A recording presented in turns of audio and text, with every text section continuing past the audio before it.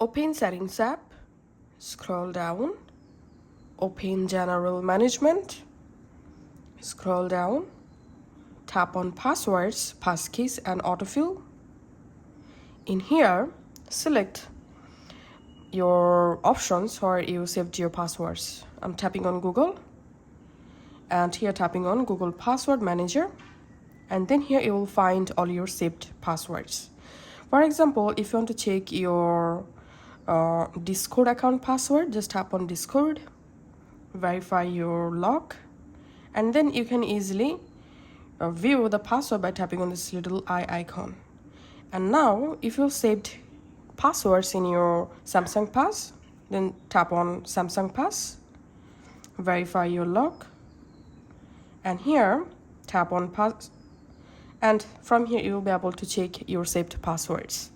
Thanks for watching.